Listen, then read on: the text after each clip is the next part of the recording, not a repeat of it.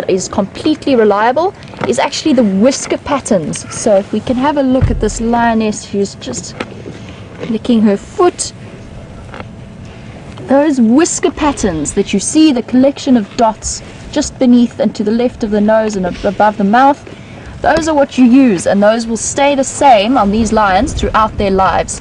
So you can use individual scars, individual markings, but those can come and go, and they can also change very quickly if a lion is injured during a hunt or in a fight with other lions.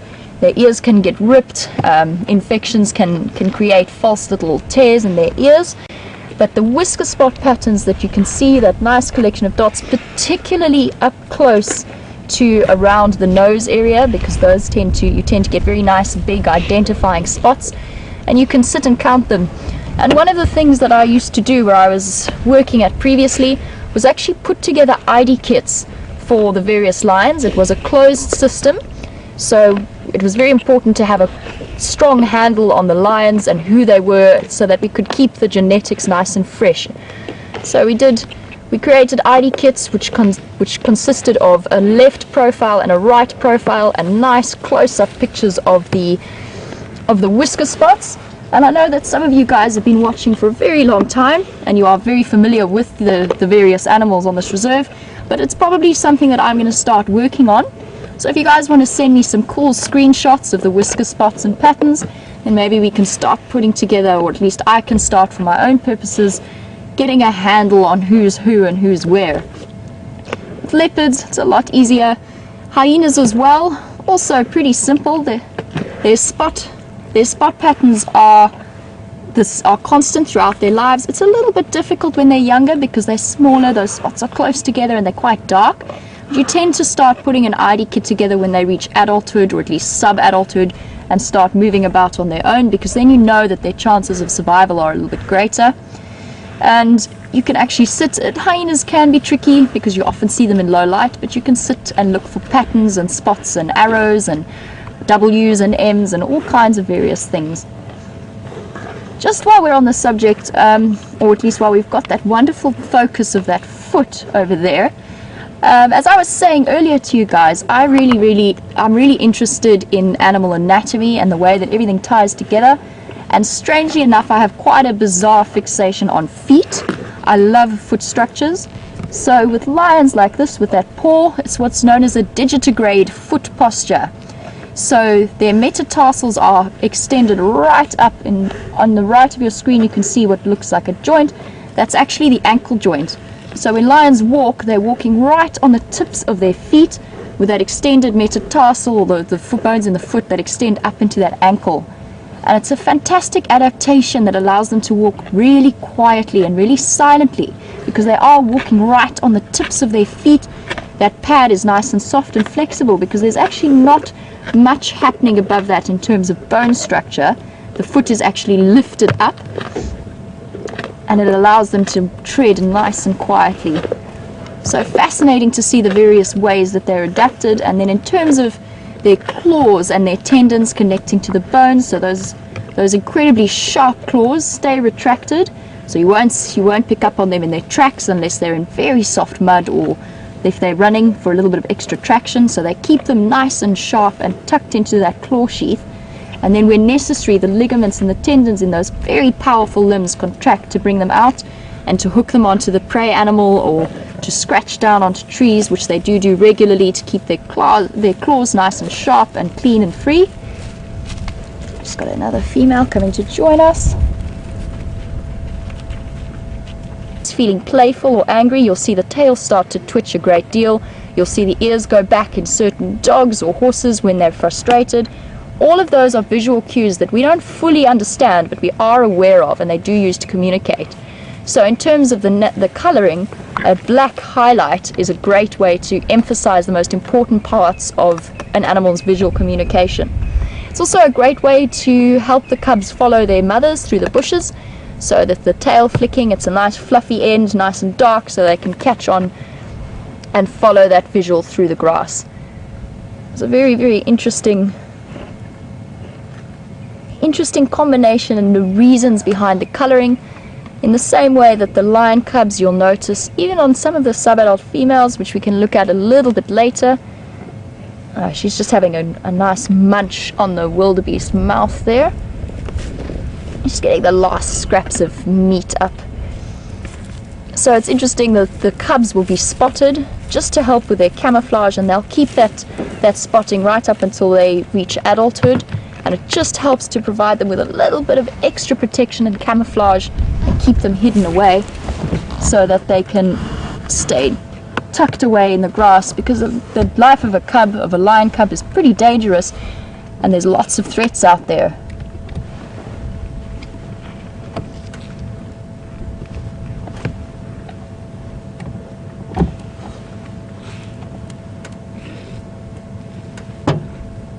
There we go, we can see the beautiful spots.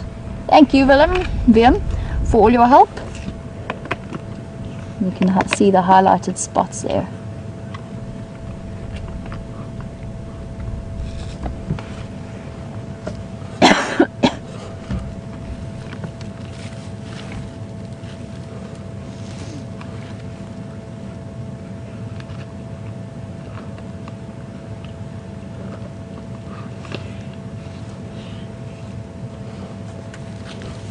It's also fascinating to think about why the various animals have adapted the way that they have in terms of coloring.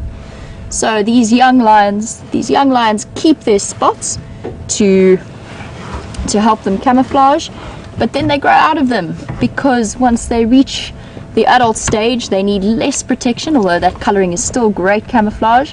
Whereas for a solitary hunter like a leopard, they'll keep that disruptive coloring of the spot patterns all their lives, so that they can disappear more readily into the bush. And it's just a different hunting strategy and different adaptations. So really enjoying looking at the various ways that the animals are adapted for their different environments. So I have a question from Gloria in terms of adaptations. So Gloria would like to know, how do lions get rid of ticks on their bodies? They do and they don't. When they're nice and big, they'll actually nibble or lick them off. As I was saying earlier, they've got great spines. On their tongues, very rough tongues. I've felt them before, and they'll use those to lick and dislodge ticks. But they are tick infested, and you will always be able to find certain ticks on lions, especially around some of the softer areas that might be a little bit hard to reach, and they'll try and nibble those off. I have also seen lions rubbing themselves in the same way that elephants and rhinos do regularly against trees and logs and so on. I have seen them scratch themselves in that way as well. So they do try and dislodge them, but they don't do to the same extent the way that something like a buffalo might roll in mud and then scrape off the ticks that are trapped in it.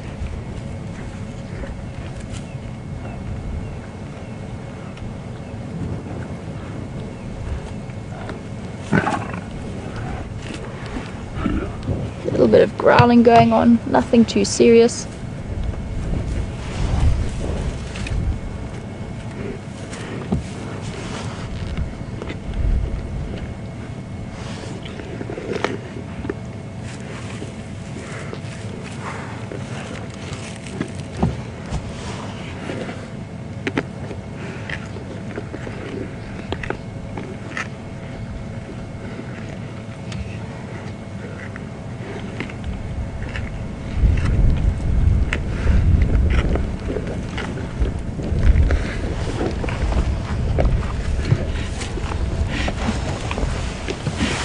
Okay guys, so I think that these guys are going to be pretty much occupied in the way that they have been for the last 24 hours, which is nibbling a little bit on the carcass and then going and sleeping off some of their meal and then returning to do exactly the same thing.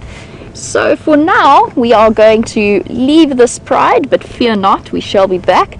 But I'm going to just go and drive a little bit and explore, for me, new territory on Djuma, and I'm going to send you back to Steph now, just while I get my bearings and pull out of this wonderful lion sighting. But never fear, we will be back. So enjoy your time with Steph for now, and I'll see you a little bit later.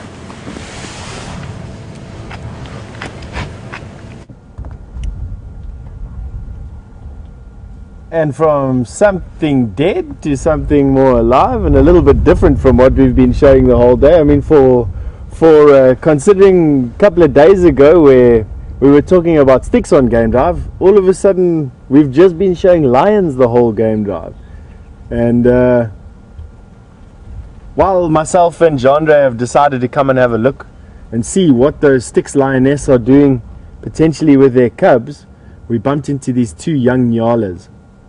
And quite interesting, I'd like to link a story of these nyalas with potentially a story about Junior, because these guys are around about the same. They've been kicked out of their natal herd, probably by the dominant bull, and they now are having to join up with one another and live alone, basically. Now, it's not uncommon for large nyala bulls to be alone between herds, but for these young guys, they definitely still could do with the protection of the herd. But that's how Mother Nature culls out the weak, and if they make it through this trial period, they'll be in a much better position to add very strong genes to the herd that they're going to be joining in the next few years. Similar to Junior, if he makes it through the next couple of years, the trial period that's in front of him, hopefully his pride, his natal pride has prepared him. His father's genes are strong enough to make sure that he's as strong as what he can be and as clever as what he needs to be. He'll be fine. It's not unlikely that he'd actually join up with another single male. It's not uncommon. It's not uncommon, it's extraordinary, but I have heard of instances where male lions from unrelated prides have joined one another in a coalition for pride. See, the future is bright still for Junior, for those of you who are despairing about him leaving the nest. But I think we're going to go and drive in with me while we go and see what's happened to that leftover kudu. I still don't know what we're going to see over there. We may find that those 4 lionesses have moved off with the babies. With those males roaring like that, with that female that's in attendance with them. We're not too far away from there, but let's go and see. I think it's going to be quite exciting to see what's happened while we've been chasing these male lions through the bush this morning.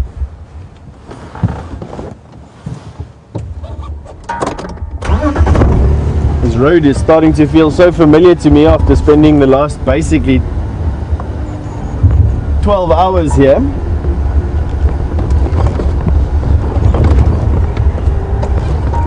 And it was right here that we saw the vultures yesterday.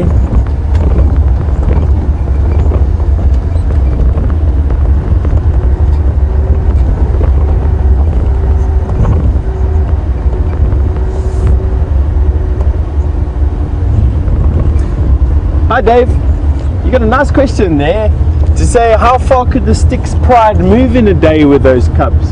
And it's all got to do with what's around them, Dave. I've seen them move up to 12, 15 kilometers in a single evening with cubs this big, but it's not common. They'll move 2 to 3 kilometers, 2 miles, maybe 3 miles. They will be staying in their core territory. They're not going to take the cubs out of their core territory just yet. The cubs are still too small.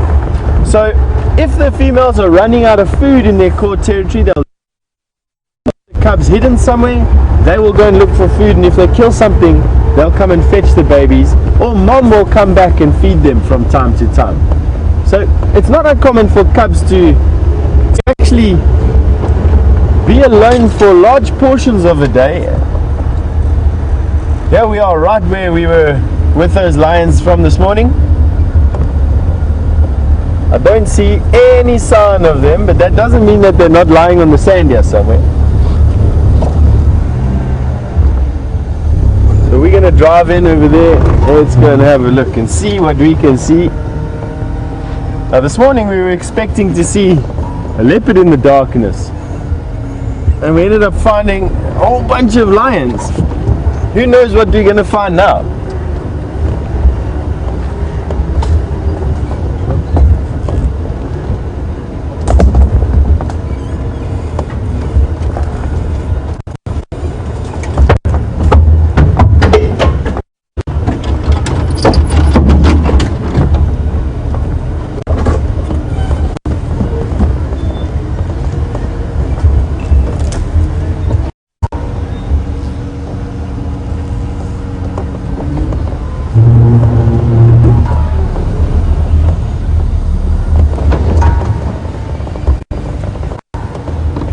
So Renee and William have asked me a nice question. How much would Tingana have eaten before he lost this kill? And would he have killed the kudu in this thick bush? So the answer to the first question is a little bit more difficult than the answer to the second question, because I don't know how long Tingana was actually on this kill before we found it, or before he was chased off.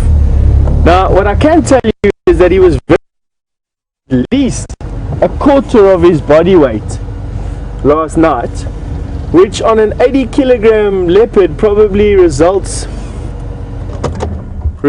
in a 10 to 15 kilogram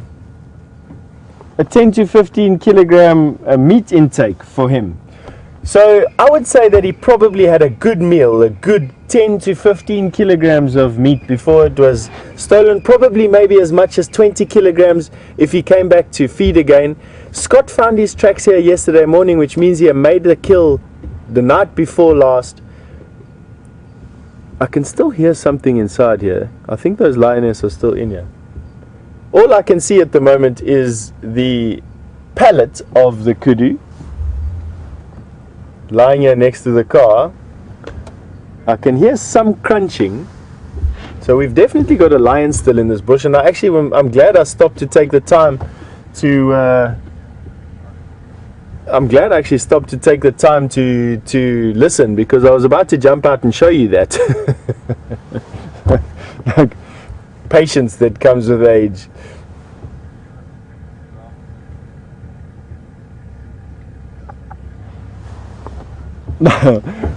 We're going to try and find what's making these crunching noises. I have no doubt that it's just one lioness or two lionesses that are left here with the scraps of this kudu. I can't see any lions at the moment.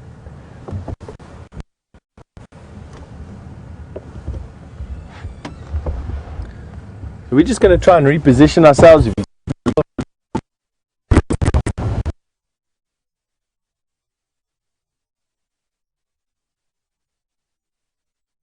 Probably had about 15 to 20 kilograms of meat, and I definitely think that he made the kudu.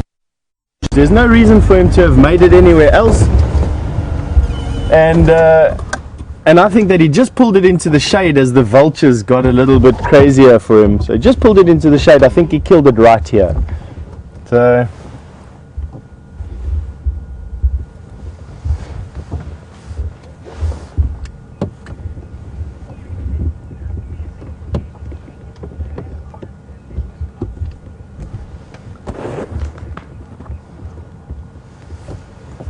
So we've got some crunching here in the thick bush. It's very thick. I've just got crunching. That's all I can hear at the moment. But while myself and Jeandre try and relocate the source of this crunching, we're going to link you back to Jamie. She's driving around doing a little bit of an exploration around the area where the Nkuhumas are on that buffalo. And we'll be back with you as soon as we know what's making these noises. Enjoy.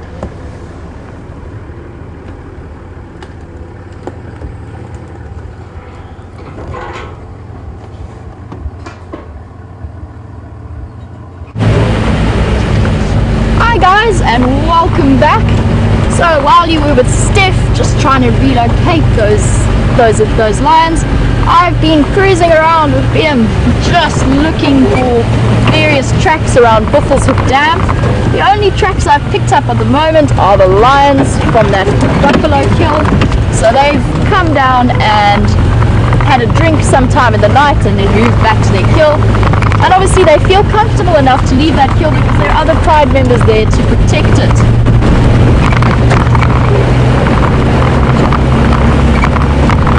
So for me, this whole driving around Djuma thing is very exciting. I get to see all of the differences in the bush and variations, and fascinating for me to have a look at.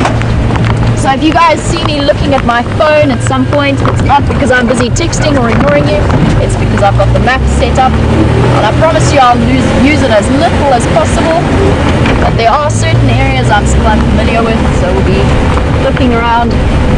You guys get to travel with me on this whole journey that you can explore and learn with me, and we can learn this area together.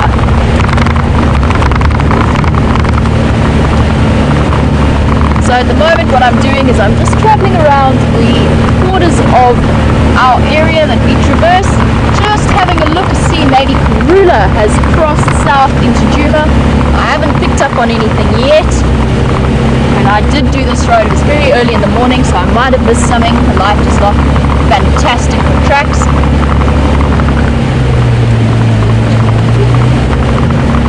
And it's amazing what the tracks can tell you about the stories of the bush.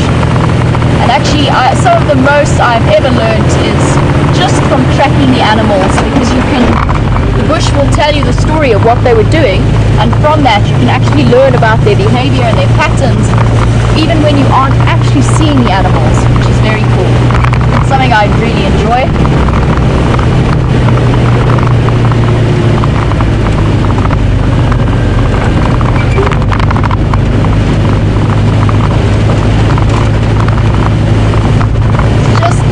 About potentially making ID kits for all of the various animals that we do see, particularly with respect to some of the feline predators and maybe even some of the hyenas. And it would be great if you guys could send me or send us through some of your screenshots and pictures so that I can start building my own database of the various animals that I have to get to know. So I've just stopped because I heard a bird call that I'm sure you guys picked up on as well. I can't see him. Tucked away there. The bird that you were hearing is called a red-crested korhaan. Can't quite get a visual on him at the moment. They are small little ground-dwelling birds, and they are very, very well camouflaged, so tucked away. And very often what will give them away is that wonderful high-pitched whistling that we heard, that. And we're actually approaching the breeding season for red-crested korhaan, and this is where things get really interesting and you start to see them, because part of their mating display is actually what's given them their nickname of a suicide bird, because the males will fly up as high as they possibly can and then drop their wings and just plummet towards the ground. And I know it's a display that's seen in a couple of other similar birds, but they drop up and they drop right down, and the later they open their wings the better, and they sort of half tumble back onto the ground. And I've actually had one do it and nearly land on my car. He was so distracted by the prospect of entertaining a female, and for some reason the ladies of this particular bird species find it very, very attractive. And the higher he goes and the longer he falls for, the more attractive they find him as a prospective mate. And I'm not sure if you guys were able to pick up on that call or not. Another one is just called behind me. So potentially a little bit of competition between these two birds. I'm still looking around to see if I can see him for you. But in the meantime, let me just get a picture of him for you so you guys can see what you're looking at. So my bird book is a little bit the worse for the wear. It's had coffee spilt on it. It's been caught in the rain. So just bear with me.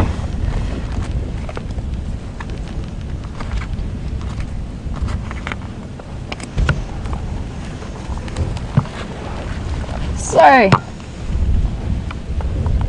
here we have the red-crested korhaan. It's this little bird here. And this bird they're still fairly small. They're roughly about the height of this book, maybe a little bit taller.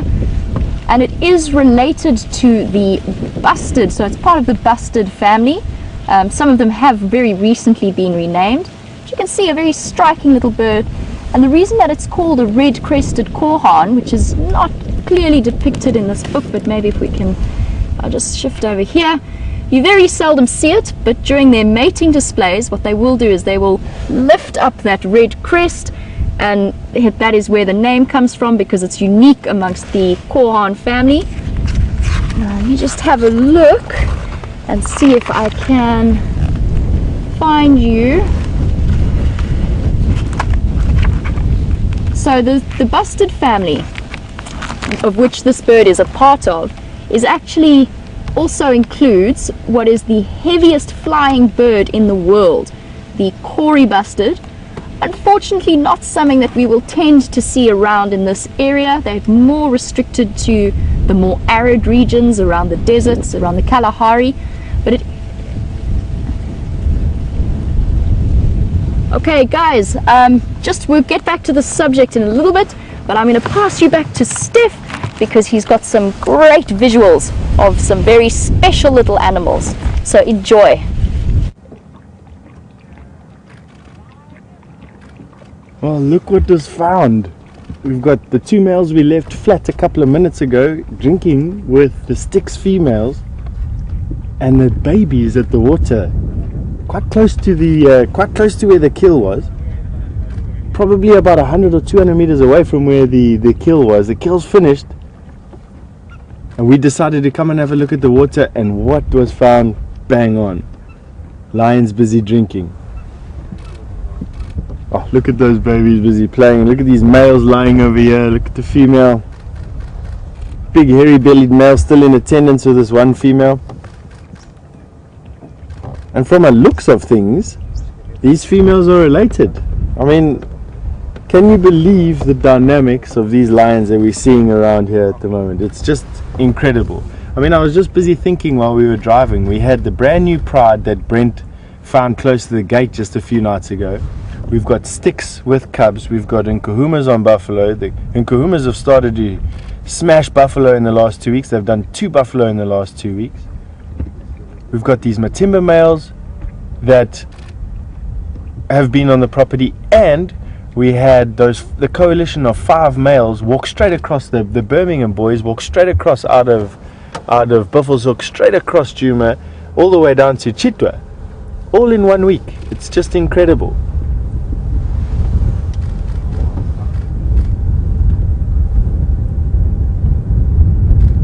Let's see what she goes and does. She's got a belly full of kudu. Oh, look at those babies. Trying to catch mom. Typical lion behavior.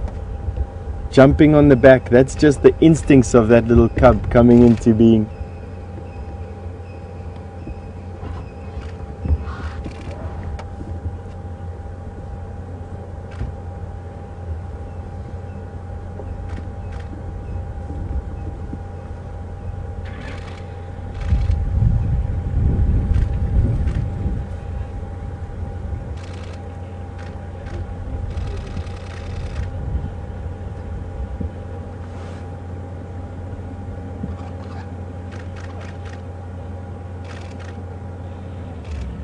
Absolutely fantastic. Wow, we've really been spoilt with lions. Really.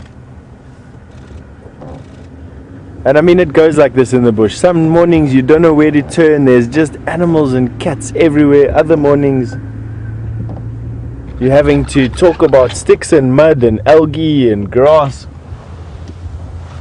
Just one of those things that you have to do sometimes, but that's the dynamic of a live safari, and in particular in an open system like we are at the moment.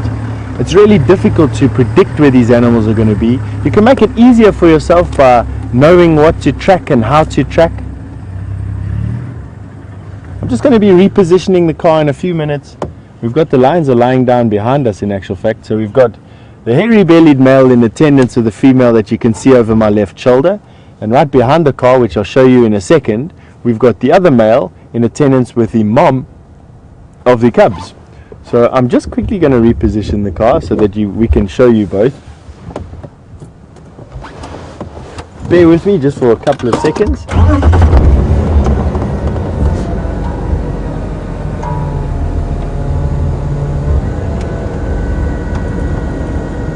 As you can see, these lions are quite comfortable with cars as long as we don't infringe on their personal space. And what I do is, even though I'm quite comfortable around these males, you've got to keep on always just reading their behavior. How are they feeling? And what are they exhibiting? What behavior are they exhibiting? But he seems very relaxed. I think I think he's more concerned about his brother infringing on his mating rights than anything else, than us being close to him.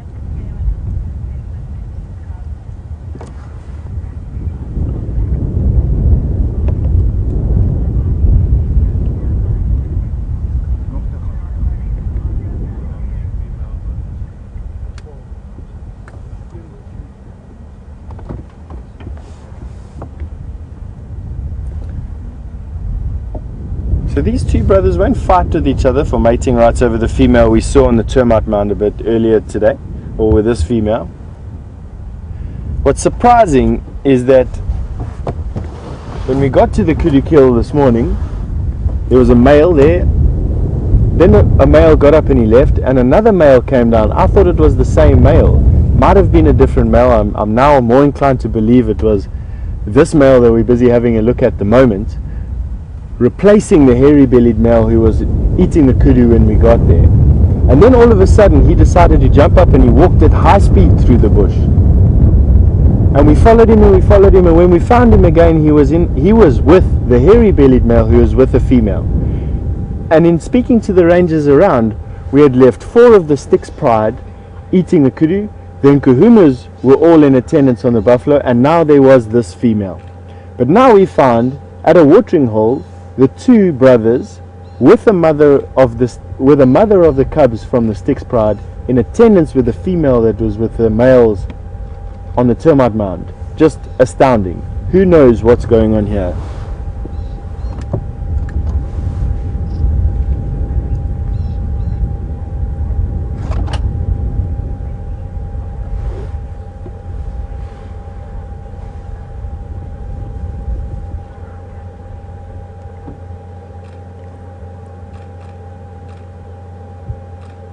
So these cubs, although they'll be drinking milk until about 9 months old, already start eating meat. And this is in response to a question by George and William, and thank you for asking. When will they start eating meat, and when will it replace milk? So when will they be fully weaned? Now, they will have some meat until they're from about 8 weeks old. They will be joining prides at kills, but they won't be fully reliant on meat for their nutrition. They will, until about 9 months old, they will still be drinking milk from their mother, after which they have to fend for themselves around carcasses. And young lions, really, when they're cubs like this, they look really healthy, and they exactly as you're seeing now, full of energy, actually in very, very good condition. But when they get to about 9 months and the milk stops and they have to compete with lions of the size of the ones that you are looking at, they get out-competed, and quite often they just get left with the scraps. And they go through a phase, probably until they're about 1.5 years old, where they look very scruffy. But once again, it's just Mother Nature culling out the weak, making sure that only the strong survive. And it's unfortunate and it's quite sad to witness sometimes, but it's necessary in a harsh, hardcore environment like this is at the moment.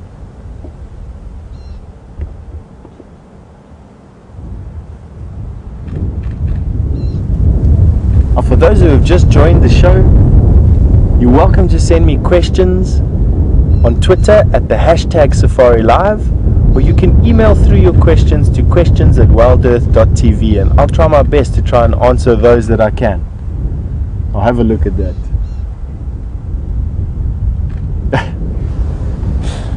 Too much energy.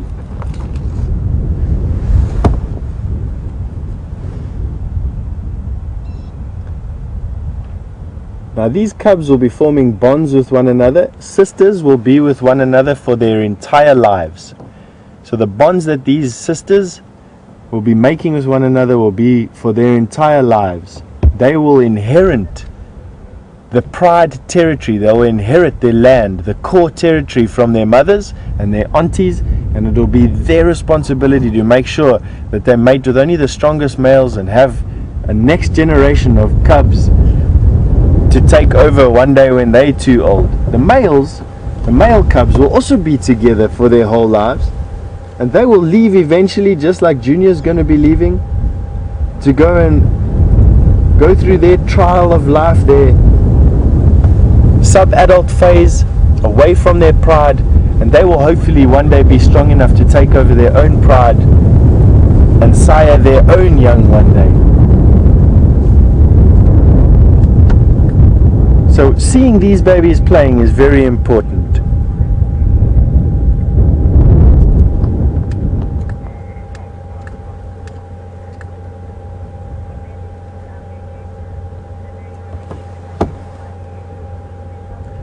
And a male.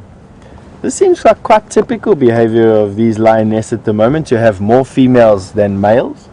And it's not uncommon in small prides for the females to have more females than males. They are the custodians of the genes. They are the custodians of the land. And so lioness will quite often, when they are small prides, have more females than males. When prides reach a big size, the females will have more males than females, and that's because they will then, once they've established their land, once they've established their succession, they will have more males to spread obviously successful genes into the lion prides in the surrounding areas. So 1 male, 2 females.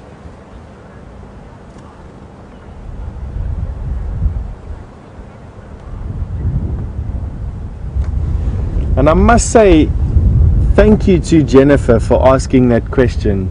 It was really a good question, and will spark many debates, because it ties in quite nicely with what we're seeing with Junior. He's also 1 male lion amongst females, and he's also going to be on his own, spreading his genes into the surrounding lion prides. He doesn't stand a very good chance of doing it. The Kruger National Park's prides are generally held by coalitions. It's not to say that he won't join up with another male though. But what's evident at the moment, this is a young pride trying to establish itself in this area, and the females are giving birth to more babies. And we've seen that with Junior's litter mates, and we're now seeing it with the Sticks litter mates, that the prides in this area are small and still trying to re-establish themselves, the Nkuhumas and the Sticks.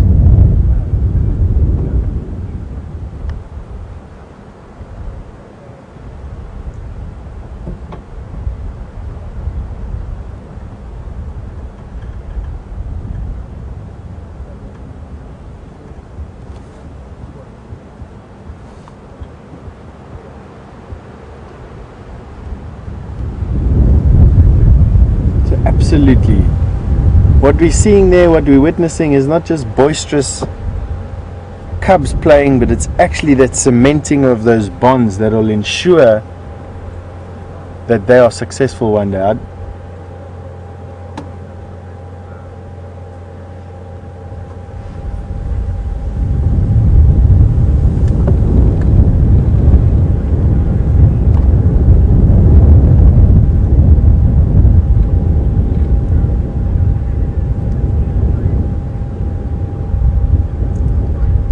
Mike has asked, at what age will these lions be safe from other predators like other lions and hyenas? And I must say, Mike, never. Lion demise is quite often, even big male lions like you're looking at the moment, quite often their demise is through hyena, and cubs quite often are preyed on by hyena. Male lions will quite often come in and kill young cubs, and then male lions will kill one another when they're taking over territories or when they're being ousted from territories. Female lions have been known to kill one another in territorial battles. Hyena. We've got another lion coming in here. That must be the lioness that was making those crunchy noises that we heard in the bush on the leftover kudu carcass. She's also going to come in for a drink. Have a look at that fat belly.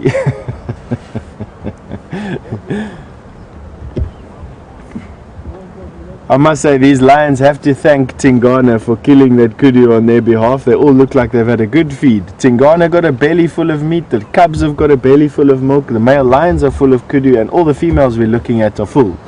So I think that Tingana can have a beer bought for him in the bar and toasted tonight. He's managed to feed all the apex predators here, barring the hyena. Okay, that lioness is wary of what she's seeing here. This is quite interesting behavior here, folks. That lioness was obviously disturbed by what she's seeing here. She's still coming in for a drink though, so she's seen something to reassure her. But she's obviously wary. This is very, very interesting.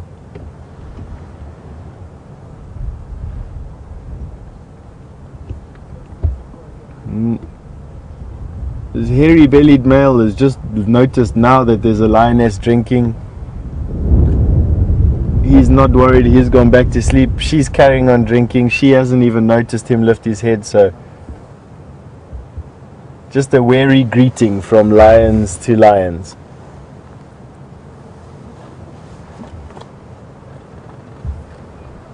Isn't that a beautiful shot?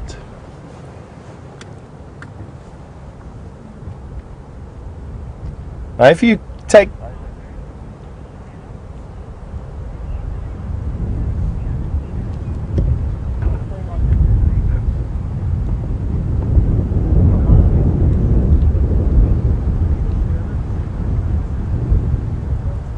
So what's very evident at the moment there is how this lion is busy drinking. Now for those of you that can, try as much as what you can to see how, or the dynamics, the physics around how that lion is lapping up the water. She's actually putting her tongue flat on the water and then using the stickiness of water to shoot water into her mouth, which she's then catching.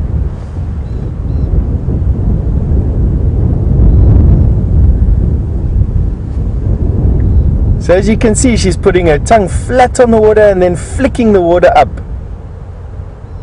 What's very interesting to know is that dogs use the back of their tongue to flick water into their mouth. Cats use the front of their tongue, and that's because a cat's tongue is covered in very rough tooth-like projections. And of course, the surface area makes it just easier for water to stick to it. And so she's using that to her advantage, flicking water into her mouth and catching it before it runs out.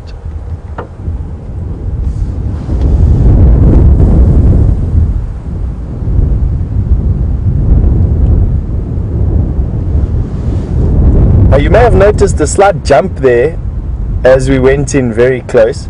That was just the super zoom function in our new camera, just an interesting feature. And as we come out in a few minutes, or whenever we finish looking at it, you'll notice that it'll jump again. Don't worry, it's not a transmission jump, it's just a super zoom function on the new camera.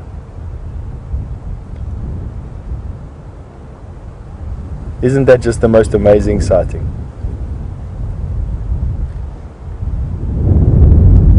Now for the long time viewers on the show, look at the placement of the feet and the tail.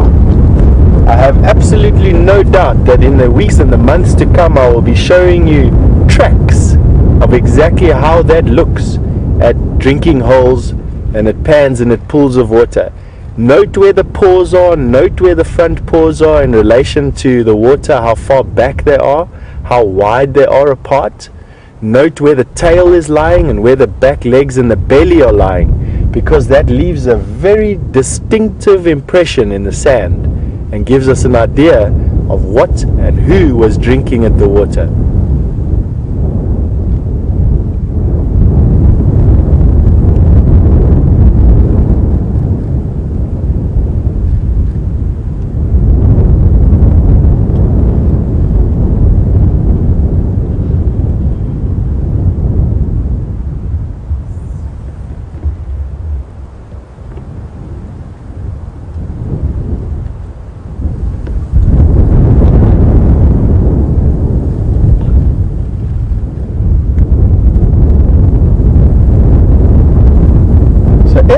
asked, have I managed to figure out whether or not the lioness that was with the Matimbas on the side of the termite mound is one of the Styx pride or a stray individual of one of the prides in Torchwood? To be honest with you, right now I cannot answer that question. What I can say is that there were 4 members, 4 lioness around the kudu kill, around the Styx males this morning, and about a mile away, when we finally managed to find what the Matimbas were running towards, we found another lioness, and I was unable to at the time ask one of my colleague rangers whether all 4 lionesses were still present on the kudu carcass. So at best I would be able to guess that there is potentially either a 5th member of the Styx pride, or that lioness has walked off somewhere. That would be about my best guess.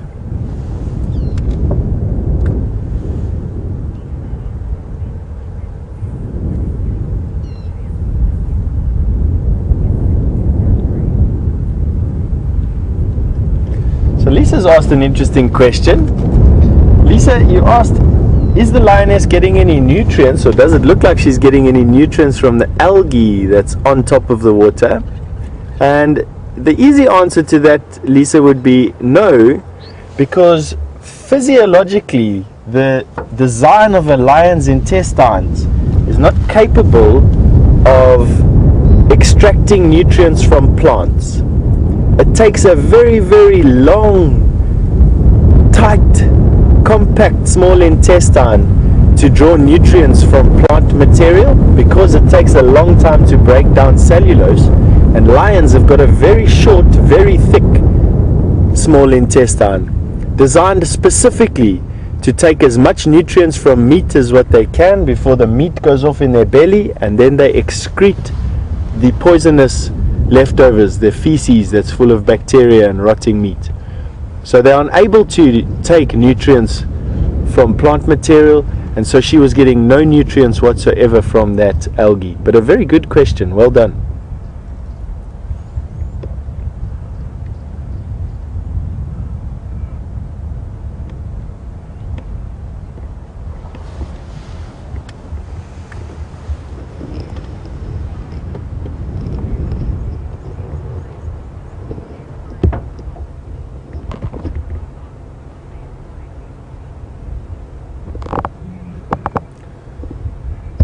So watching these lions lying down like they are now, you wouldn't have guessed that we were bashing through the bush an hour ago or hour or 2 ago.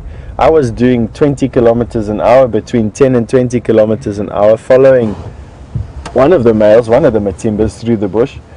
And James has asked, what's the top speed that these lions can reach? Now the top speed of a lion is about 80 kilometers per hour. So I'd say probably about 66, no, just less, probably 50 miles an hour, 45 to 50 miles an hour, 80 to 88 kilometers per hour.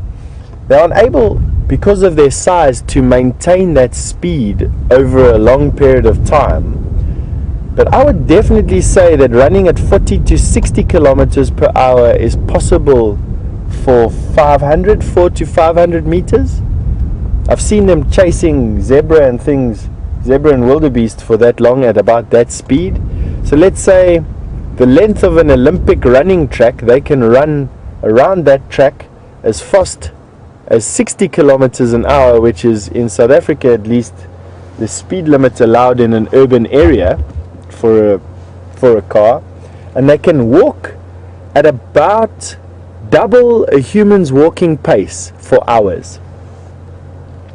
So let's say at about 10 to 15 kilometers per hour, then they can walk for hours at 10 to 15 kilometers per hour.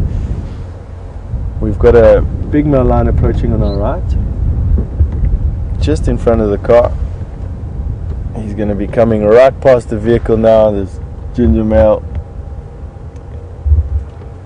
Have a look at how close. He literally brushed up against the bull bar on the way past there.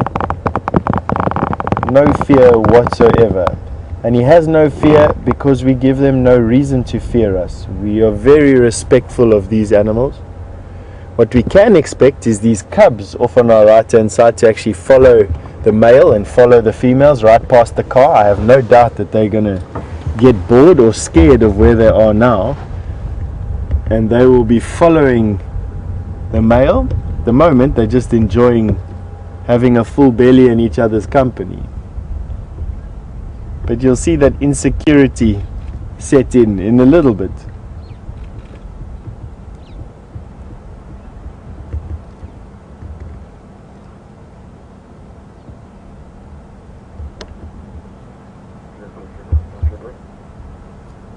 That is just fantastic.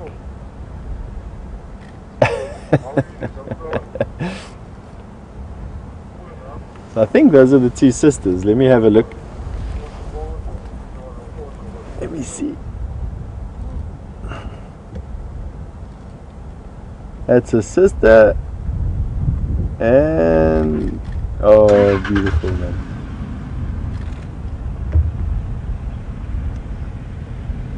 Have a look at that square stance in the... Oh.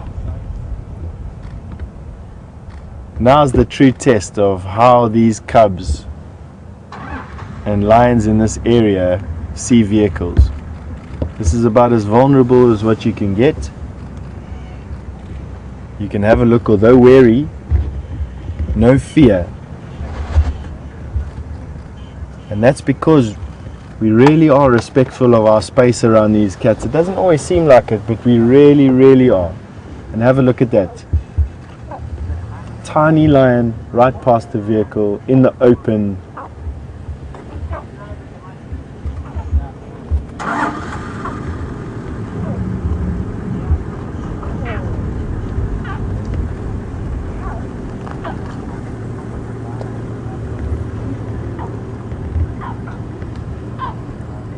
You're watching them making a contact call. That was a contact call.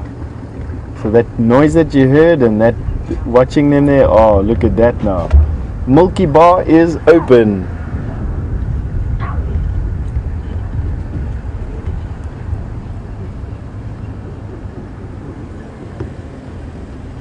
Oh, mom is full, milk is there, cubs are eating. Happy times.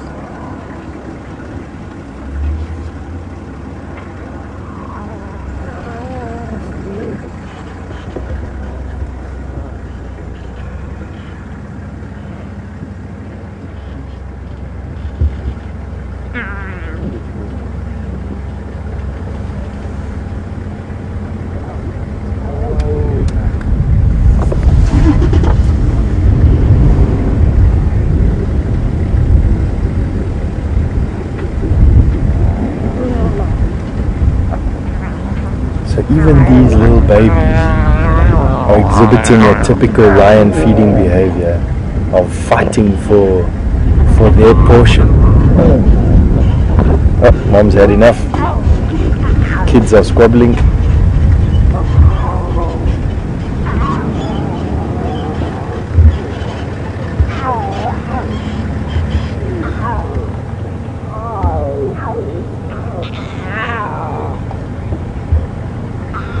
And that's them moaning that they want more milk. Been walking on top of dad. Usually male lions are not very tolerant of cubs, but he obviously doesn't mind. Now they're going to come in. Mama's looking for some comfort from her sisters. Babies are wanting some more milk. Greeting.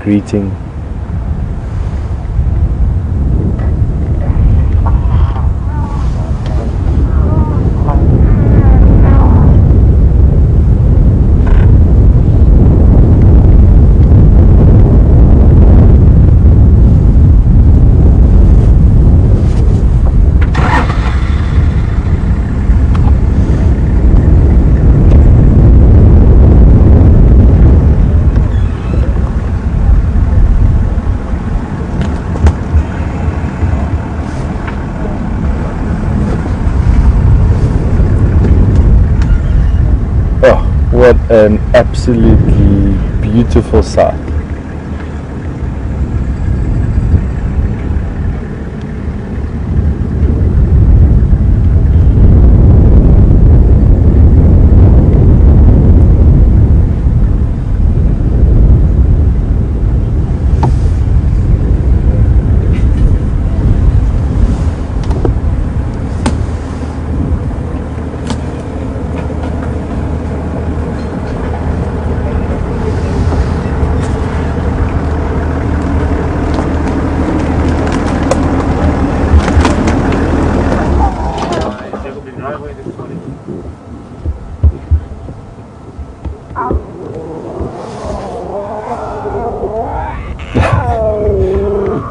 They obviously haven't had enough milk just yet.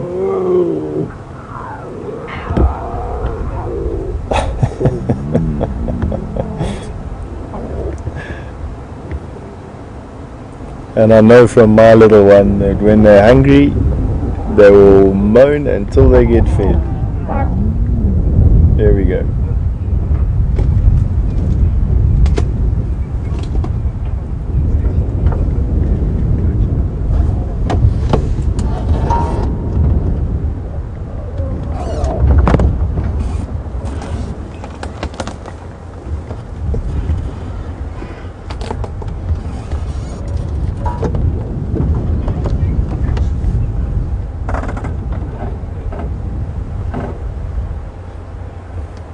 So what an incredible day that we've had today.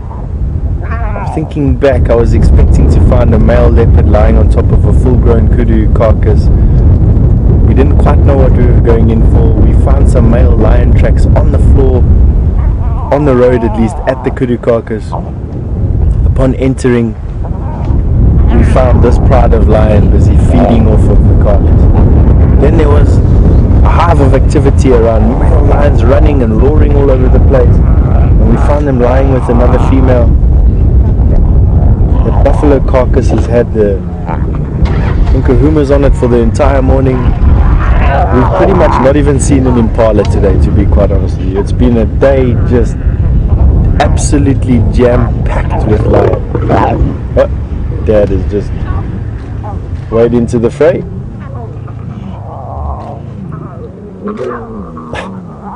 He was just laying down the law.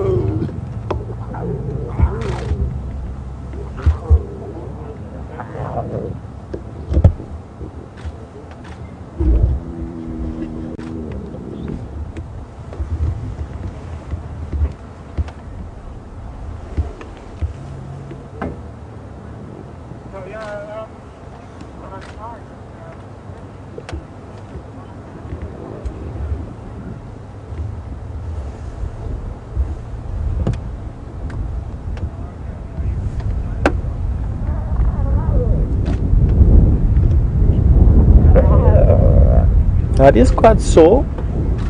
These cubs are obviously have needle sharp teeth, and they will be using those teeth to bite down on top of the mother's nipples, and it is quite sore. Very often how we tell that females have got baby from these, if I'm not comfortable, I empathize deeply with these mothers when they have cubs.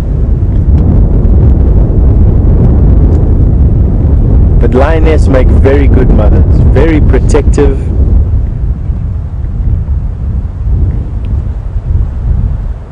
Funnily enough, however, there is a line drawn in the sand.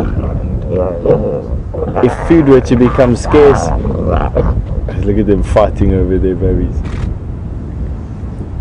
If food were to become scarce, she will look after herself first, running the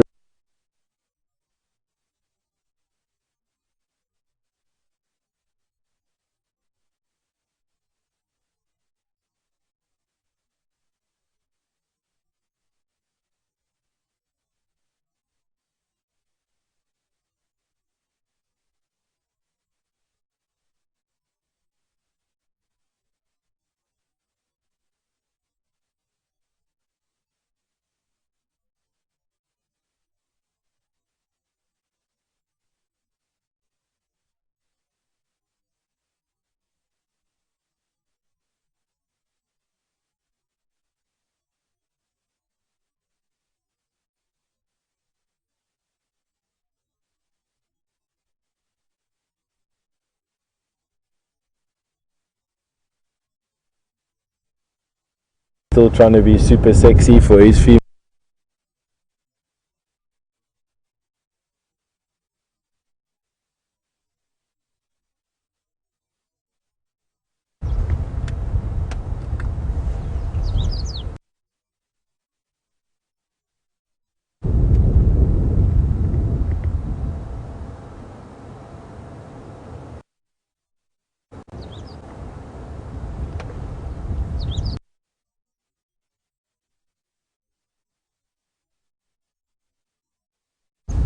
What a way to start the day.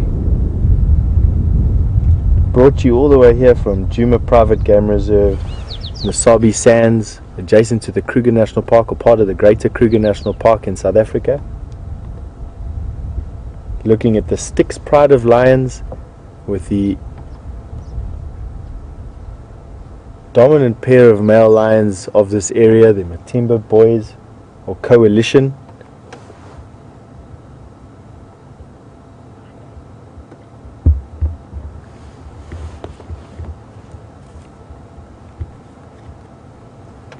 They've just finished the kudu. They're now lying up. Babies are feeding, and while these babies are just feeding, what we're going to do is be linking back to Jamie. She wants to say goodbye, and then you'll be coming back to me, and we'll be looking at these guys finishing their breakfast. See you in a little bit.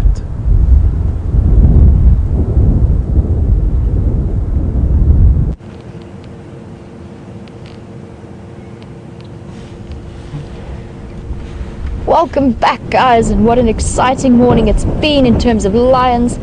And now we're just having a look as the zebra herd is going to approach nice and slowly to the dam. I'm sure that this wind is going to keep them pretty distracted. So you guys have been having a fantastic sighting with those adorable Styx cubs. I'm very much looking forward to seeing some of the pictures when I get back. Very, very exciting stuff, and I'm not going to keep you guys for too much longer. Just a little bit of a recap today. We had the Nkoro Pride the Nkuhuma Pride on the buffalo kill. You're having a great time eating there, and we had a nice long discussion about the various lions about the various lion dynamics. So very, very exciting stuff.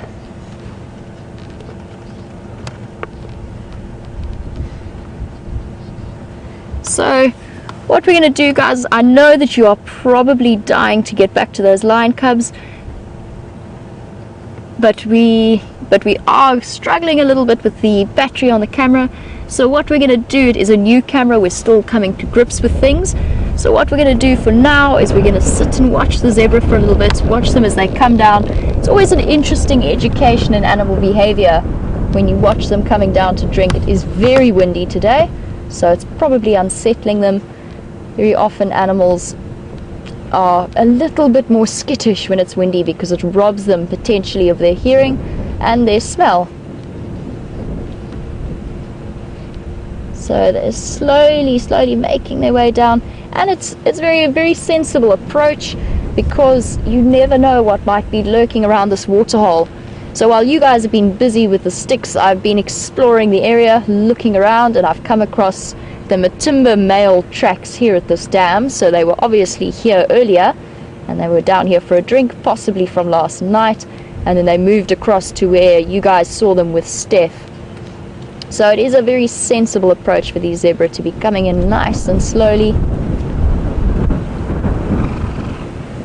I've also been looking around for Tingana's tracks because he lost his kudu kill last night to those lions, and I'm curious to see which way off he's gone. I haven't found anything yet, but I'm definitely keen for this afternoon's plan to maybe just have a look around and see if we can see him. He was actually the first leopard I've ever seen on the Sabi Sands, so he does have a special place in my heart.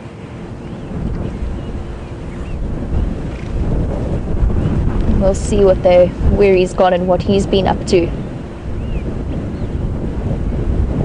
And if you guys have any views on who that mystery female is that was seen with the Matimba males, I'm very, very keen to hear them. I would love to get to know, and it is always fascinating. Oh, we've got one brave zebra soul making his way to the water's edge.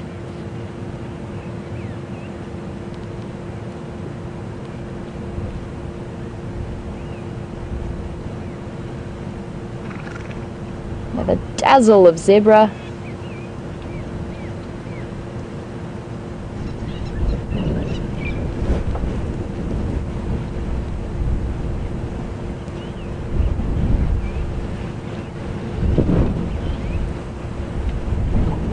Very often you'll see with herds of animals that come down to drink in these kind of areas, they very often go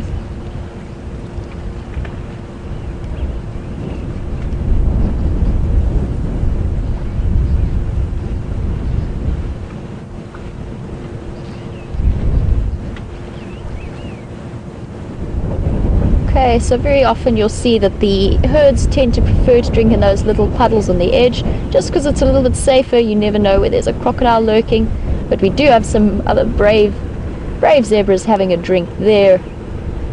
Nice way to end off my second drive working for Wild Earth as one of your new presenters.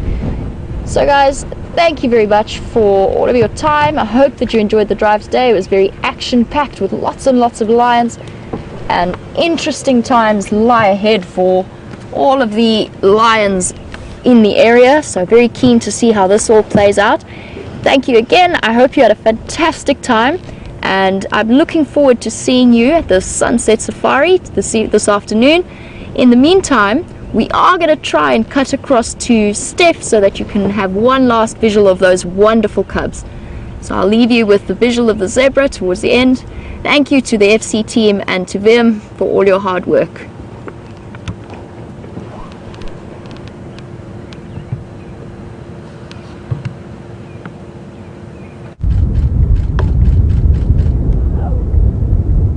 And from one watering hole to another, you had zebra, I'm told, to back to the Styx Pride with these cubs. They finished drinking and they're now just being typically cubs. They are all full of energy and inquisitive, giving their mom lots of trouble, and for some reason they are quite intrigued by the mud and the reflections on the water. Mom is busy lying there with her belly open. She's very full of kudu at the moment, and that is just easing digestion. You might find her rolling over, and that just helps to work all the meat that she's got in her belly through her intestines and ease the discomfort. Now, our new camera has caught us out a little bit. We've got 1% battery left. We're going to try and make it through to the end of the show, but just in case we don't, Jamie is on standby. But we should have enough to see us through to the end. What a fantastic day for cubs it's been. What a fantastic day for lions it's been. We've got male lions, we've got babies, we've got kills, we've got young male lions, we've got lions about to exit prides, mating pairs, you name it, we've got today. Let's hope that we don't go through a lion drought for the next 3 weeks and not see anything. Now these lions will probably lie here for most of the day. They will be shifting with the shade. There's water here. It's nice and open. It's in the core of their territory. These cubs were in actual fact born within sight of where we are right now.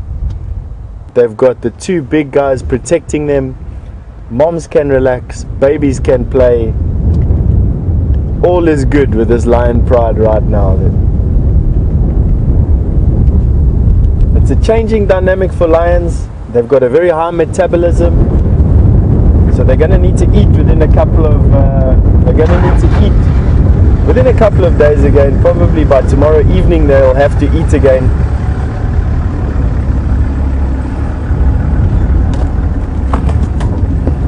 We really have to thank you for your support. I have to thank Tara in Final Control for her brilliant directing, Genre on camera, Jamie, who was really a stalwart at the Nkahumas, and Andrew, I think, on camera with Jamie today. We thank you very, very much, and we're looking forward to the sunset drive with you this afternoon. It'll be myself and Jamie again, and who knows what we're going to see. From us, I bid you a good day. See you soon.